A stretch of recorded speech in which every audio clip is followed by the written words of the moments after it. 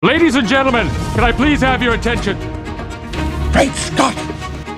There's no crying in baseball! You better hold on tight, Spider Monkey. This is where the fun begins.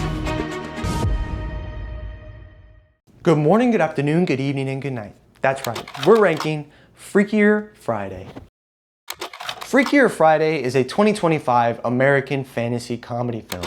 It is a sequel to Freaky Friday from 2003 that was based on Mary Rodgers' 1972 novel, Freaky Friday. It is also the fifth film in the Freaky Friday franchise. In the film, years after their original body swap experience, Anna and Tess Coleman find their lives turned upside down when a new and even more chaotic body switching mishap affects multiple generations of their family. I did not watch the original Freaky Friday, and I had heard a little bit about it, but honestly, it seemed like a girl movie, wasn't something I was interested in, so I was a little worried. It's obviously Disney. Making a sequel seemed kind of unnecessary. I thought this was going to be a stinker. To my surprise, honestly, really a fun movie. Let's get into why with the 10 essential aspects of the movie. First is plot. Does the movie follow a comprehensive story arc and is plausible within the world that has been created? Whenever we're talking about a sequel or a franchise, I like to ask the question, did it make sense for this movie to be made? Did you have a real reason to tell this story, or were you just trying to make money? This one is kind of interesting because I think it's a little bit of both, right? They're trying to make money, trying to capitalize on the fact that, get some nostalgia money in there, but it's also a movie that doesn't take itself serious. So it was different enough to warrant making another movie. Why not? If it was successful, why not? I kind of compare it to Back to the Future, right? You've got 3 different movies, but the problem's always Biff, and they're always trying to get back to their time period. Now, you may do that in a different setting and have kind of a different theme, but really, all 3 of the stories are pretty much the same. But that's okay, because you didn't need to reinvent the wheel. The first one was great. If you want to make it a little different and just do it again, then fine. Because of the tone of the movie. That's what this movie did, and I was okay with it. They didn't try and reinvent the wheel. They stuck to what the original premise was, why it was successful, and just did it a little bit different, but enough to be an interesting and fun movie. It does get complicated because they have more body switching in this movie, but I didn't really care because the tone of this movie isn't that serious. So really, I thought the plot was fun. They didn't try to take themselves too serious, didn't try to make it too intense or too big. They stuck to what was successful. Second is attraction. Does the movie have an interesting premise with a high entertainment value? The thing I really liked about this movie was it felt like a classic 2000s movie. It didn't try to stray from the original style and kind of adjust it to make it better for the 2020s. It just was a 2000s movie in the 2020s, and I really liked that. I will say, am I a little biased because I grew up on that kind of movie? Probably, but also I've been watching movies every single week, as they come out, and I'm catching up, and I've done quite a few, and honestly, the thing that is surprising to me is there just isn't really a lot of good entertainment movies. We've had some great cinematic movies, but movies that are just purely fun, they don't really exist anymore. All the ones that try to be fun just fall on their face a lot of the time. This one didn't. It felt like a classic funny movie. They set themselves up not to be too serious. Does it get a little complicated? Yeah, there's more body switching, but honestly, I didn't care that much because I was just having a good time. This movie never tried to be super serious. It just tried to be funny, and so I just rode the wave with it and tried to enjoy it and found a lot of things I liked. Third is theme. What message or truth is a movie trying to convey? Now, the theme of this movie actually isn't any different than the first one, and I don't mind. It's a good theme. It's something that early 2000s entertainment movies did that I enjoyed. I like that structure of having a purely entertaining, fun movie that has a kind of core message that at the end all of a sudden becomes heartfelt and interesting. I like that. This movie does that. It's the same as the first one, talking about, living in somebody else's shoes, being understanding, sympathetic. In the beginning, you may not have understood why were they so mad and so angry and walking around and making your life hell, even though you haven't done anything. But the truth is, you don't know what's going on. You're not in their shoes. You don't know what they're going through. And it's just a nice lesson to learn, right? Think about that in your life. Try to be understanding and sympathetic and nice because you never know what people are going through. I like it. It's a simple lesson that people can take and learn from. Fourth is dialogue. Is there a real feel to the conversations? Of course, it's not meant to be real. It's supposed to be a comedy movie. Not everybody's going to like the comedy in it, but I'll say I liked it. And I'm pretty picky as far as comedy goes. There's kind of a certain kind of comedy I enjoy. But when I realized what this movie was going for and just kind of settled in and accepted it, I really liked it. I thought this movie was really funny. Fifth is acting. Are the characters convincing? I would say Jamie Lee Curtis and Lindsay Lohan together, their duo again, is really nice. They have a great energy. I didn't watch the first one, so I can't tell you if it really matches the first one, but they do a good job. They put a lot of effort in to be funny and try and play these totally different characters, and it works. The kid characters don't get as much of a screen time and not as much to be able to show off. It really is about Jamie Lee Curtis and Lindsay Lohan's characters, but they carry the film well. They do a good job. It's fun to watch. 6 is cinematography. Is there a creative use of lighting, setting, and wardrobe to convey emotion? Obviously, not really what this movie was going for, but that being said, the action that they had in this movie, kind of keeping things rolling and all the problems they get into, it's entertaining, it's fun, it's extravagant. They get kind of big with it, and I didn't mind it. It was nice. It kept me entertained throughout the movie. As far as emotion goes, like I said, it's got a nice lesson at the end. It's heartfelt. Am I crying? No, but it's nice. It makes you feel warm inside. Everyone, gets back together and learns their lesson. It's nice. 7th is editing. This is all about the pace of the movie.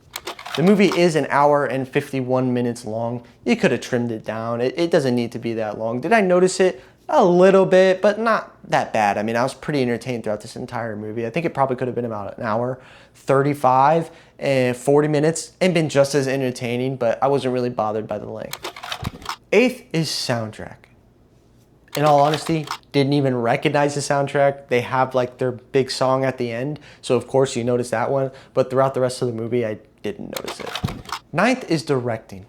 Now I feel the director is in charge of the previous 8 aspects. They're the ones that have to put them all together, give it the stamp of approval, and make a really good movie. Now the director of this movie is Nisha Ganatri. Hopefully I said that right, or Ganatra.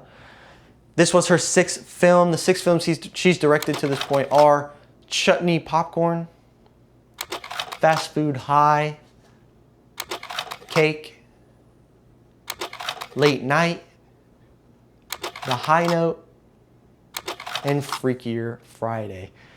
Never heard of any of those other movies, but what I liked that she did on this movie was she just knew what the audience was going for. If you liked Freaky Friday, then you're gonna like Freakier Friday. It's the same tone, same kind of movie. They didn't try to do anything different or extravagant. Sometimes you like to see that, especially with cinematic movies.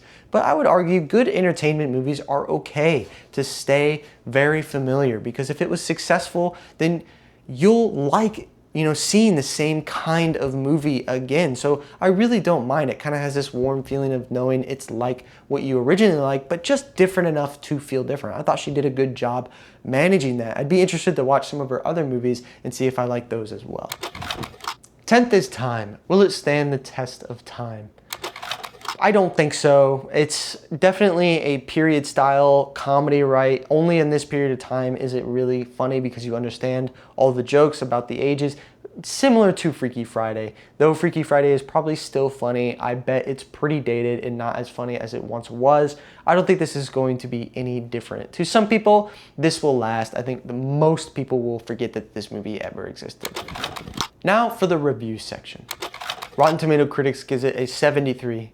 The audience gives it a 91, and IMDb gives it a 62.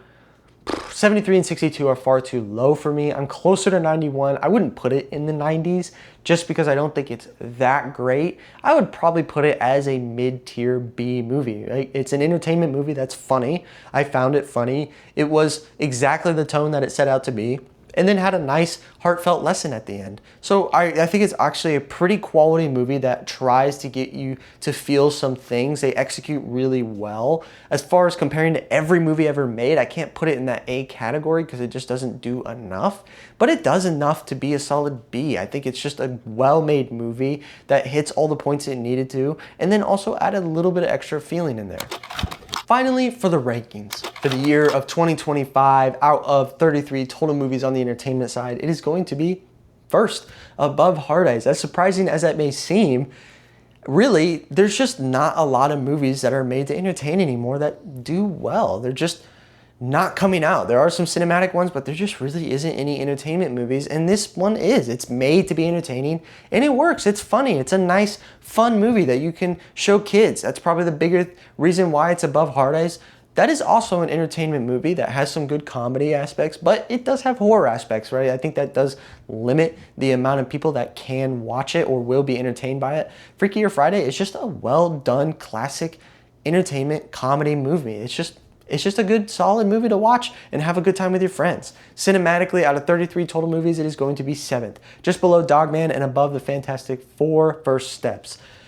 It's there really for that reasoning of just being kind of a kid's movie, right? It's made for kids, though I think adults can find the entertainment there. The reason I have it below Dogman is just the creativity of it, right? Like, it just doesn't do as much. It's not as interesting or compelling as far as the world that it takes place in, but it is a solid movie that is funny and does have some heartfelt moments. I have it above the Fantastic Four because it does have those heartfelt moments actually hit for me. I think the Fantastic Four is more creative, but I also find it less entertaining as far as everything that goes on. The plot has a little bit more problems for me because it does take itself a little bit more serious. So there's a little bit more things to pick at for the Fantastic Four. But the big thing is the emotion just did not hit for me like it did in Freakier Friday. I thought it was just more heartwarming and just actually worked better than whatever Fantastic Four was going for. For the decade of the 2020s, out of 76 total movies on the entertainment side, it is going to be 5th, just below Alien Romulus and above Sonic the Hedgehog.